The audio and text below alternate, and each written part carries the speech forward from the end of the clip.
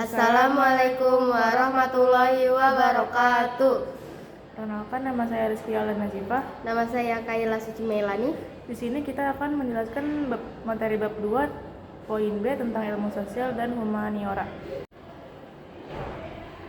Poin pertama itu penjelasan ilmu sosial dan humaniora. Objek kajian dari ilmu sosial dan humaniora adalah manusia dan lingkungan.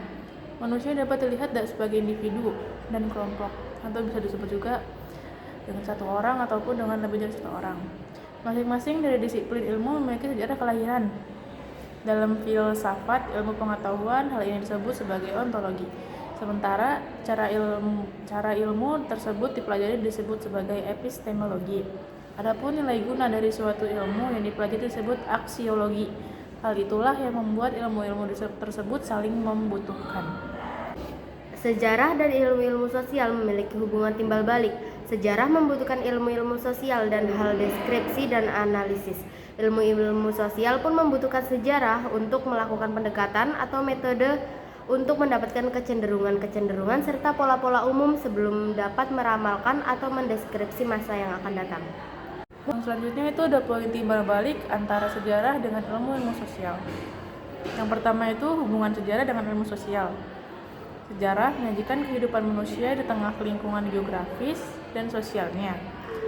Setiap masyarakat manusia senantiasa terikat oleh struktur sosial, proses-proses sosial, serta perubahan demi perubahan yang melibatkan jalan unsur-unsur sosial, lembaga-lembaga sosial, kelompok-kelompok sosial, dengan lapisan dan stratanya masing-masing.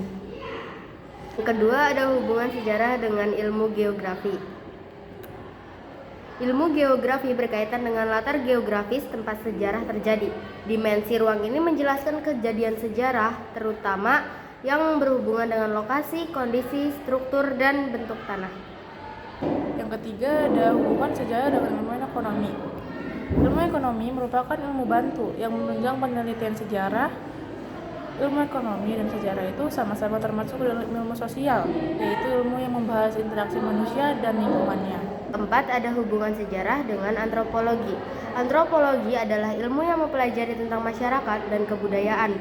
Perkembangan sejarah sendiri memperlihatkan bahwa kebudayaan manusia senantiasa berkembang seiring perkembangan hubungan antara manusia yang semakin intens. Hubungan sejarah dengan ilmu politik.